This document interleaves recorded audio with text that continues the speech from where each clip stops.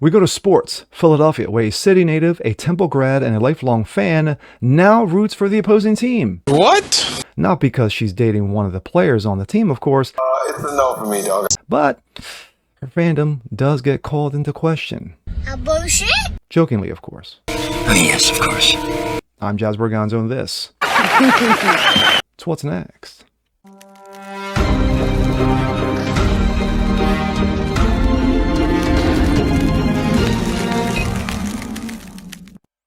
Hey, what's up, everybody? Jazz Berganzo. What's next? Your daily dose. Happy Tuesday. Hope you guys are feeling good today. Well, this is one of those throwaway stories, but I thought it'd be fun to do. You know, step away from the politics for a bit. Sports.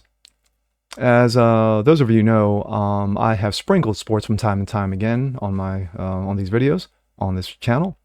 As a lifelong Eagles fan, I've seen the good, the bad, and the truly ugly, and I've seen the absolute great in 2017 when we won the Super Bowl. But of course, my days go back to the days of Dick Vermeil. Yeah, showing you my age here. You know, the Bill Bergey days, Herman Edwards through 1980. Super Bowl, you know, the first time we got to Super Bowl, lost. You know, again through 2004 and Donovan McNabb, the Patriots, lost. You know, but you had amazing players like Reggie White, you know, Jerome Brown, you know, God rest their souls. You know, we won a Super Bowl in 2017 with, of course, Carson Wentz, who got us there, and of course, Nick Foles, who led us to the ring. Now, we're in the Jalen Hurts era, and it's been, so far, a pretty damn good era. But, not there yet. We haven't won the ring with him yet. We got there last year.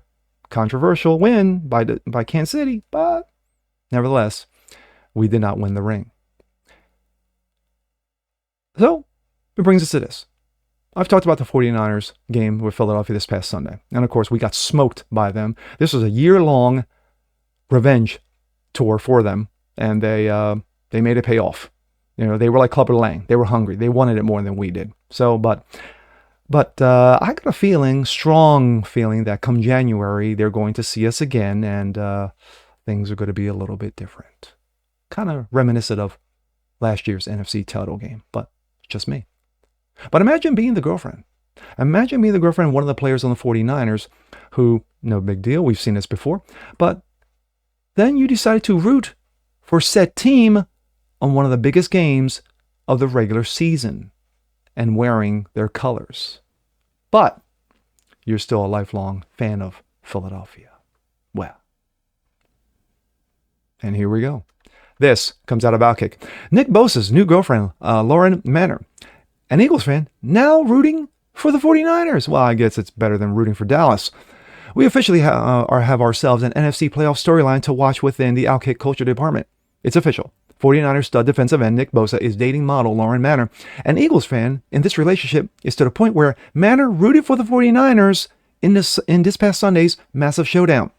We're talking about a Philly native, a Temple grad, a woman who bleeds Eagle green, switching sides in the biggest game of the Eagles' regular season to root for her boyfriend and the 49ers. It's one thing to make sure, not make sure, it's one thing to root for your boyfriend or your girlfriend, you know, who happens to play the opposing team, okay, whatever, but you don't root for the team. Don't do that. That's red meat to the Outkick Culture Department, injected right into our veins. Ha! This is awkward. The model wrote on Instagram to her friends who roasted her over her big life change. She was wearing 49ers gear underneath that fur coat of hers. But of course, this was just this past January at the NFC title game. Go figure. All black was a smart move, Lauren Friend's ally wrote. Don't come to the parade, another friend popped off. Representing Cheryl Bosa's Nick Bosa's mom. Talk about life coming at you fast. Earlier this year in the NFC Championship game, January 29th, she was at the NFC Championship game, rooting for her birds while sucking down a Bud Light. Think about the emotions that were going through Lauren's head as she sat there watching Nick and her defense torture the Philadelphia rushing attack while Nick Brody carved them up, and she was rooting a team her whole life. But let's face it, stud alpha generational talent defensive ends don't come very often, and free agent dating market, sometimes love makes you do crazy things. We still love you, her friends wrote on Instagram. Buckle up, the story is just getting good. This was a quick one. Just a throwaway.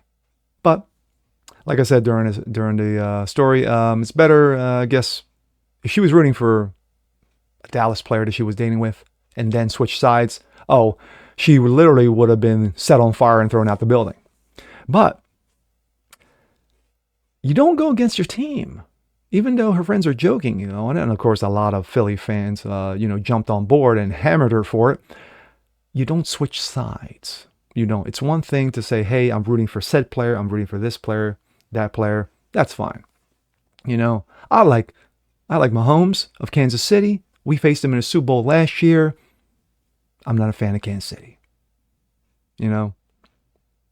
I think Dak Prescott has got a good head on his shoulders, but he plays for the Dallas Cowgirls, so he's trash.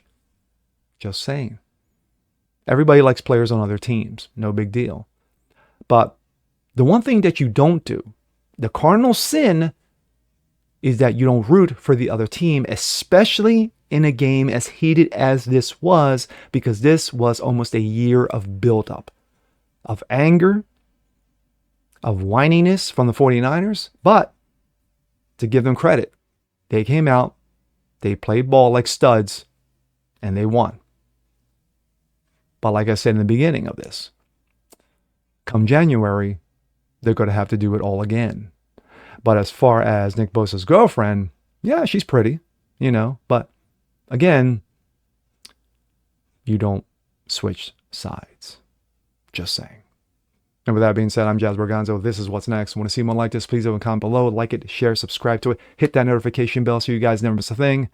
And we'll see you next time. Peace.